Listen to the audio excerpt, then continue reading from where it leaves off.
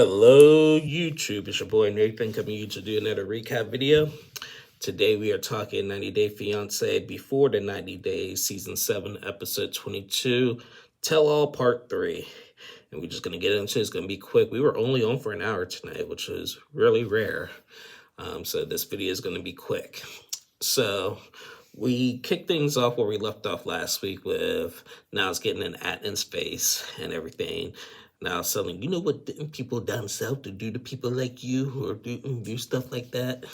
And security had to back him up and stuff and everything.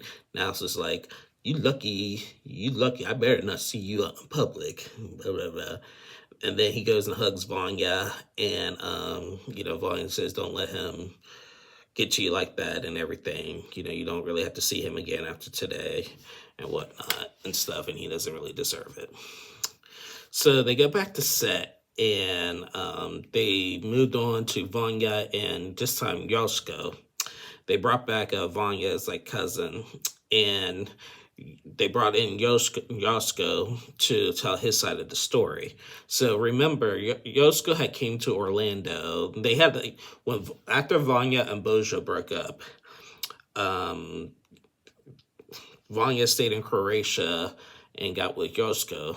They had a good connection. Yoshko, when she went back to America, Yoshko came to visit her in Orlando. And remember, Yoshko has a kid and stuff.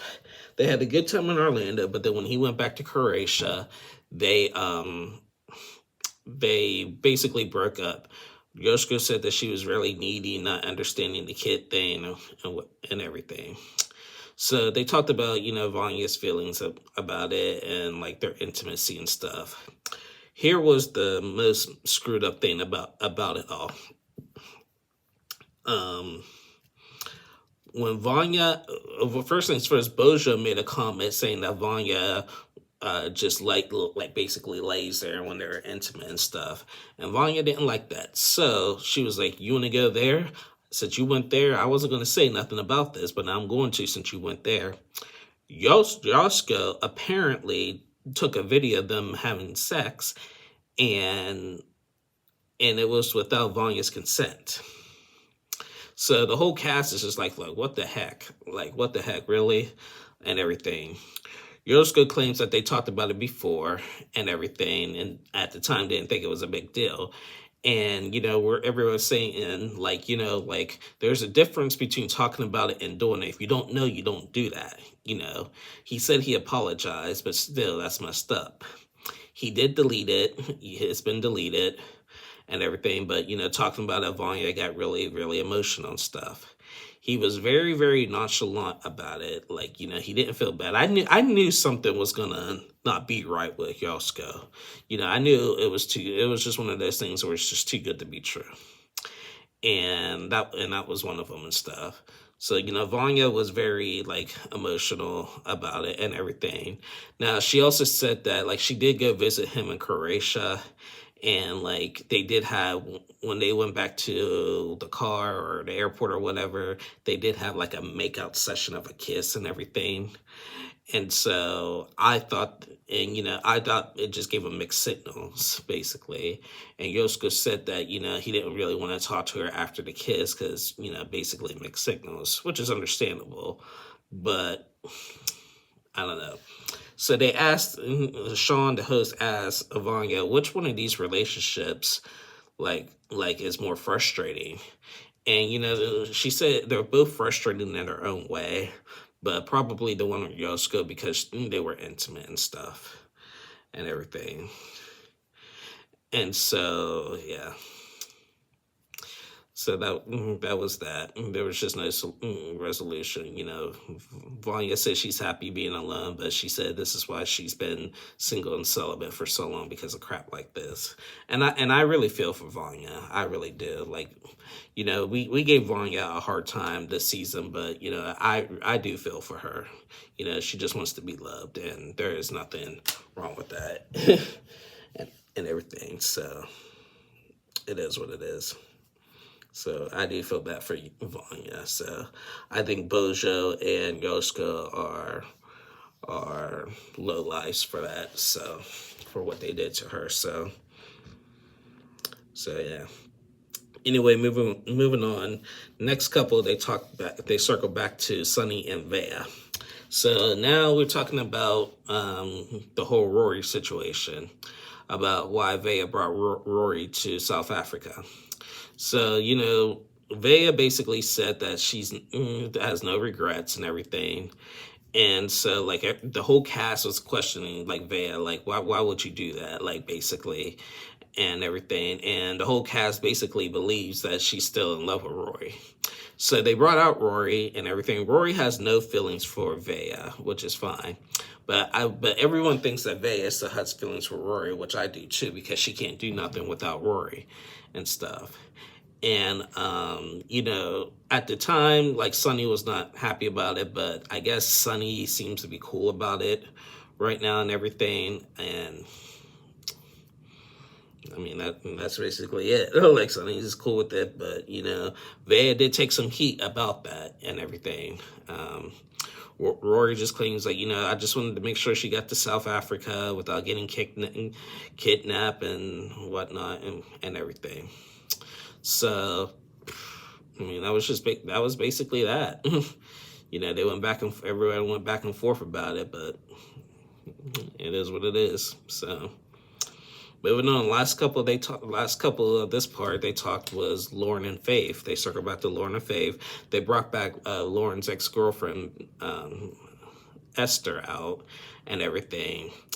So Lauren, they talked about, like, what happened at that drag queen show or whatever. And Lauren basically lied about what actually happened. Remember at the drag queen show, like, the friend saw him flirting with the drag queen or whatever, and then he said that he wasn't, or just doing the drag queen thing, or he was actually talking to some kind of 18-year-old girl. It was just all over the place and stuff. So once again, like, the cast, Niles and Adnan and, Joey calling him out on his BS and everything.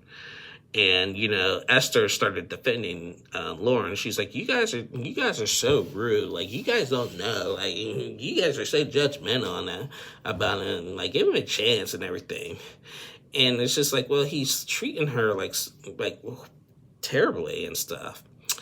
And so they talked about, like, what Lauren's been trying to do.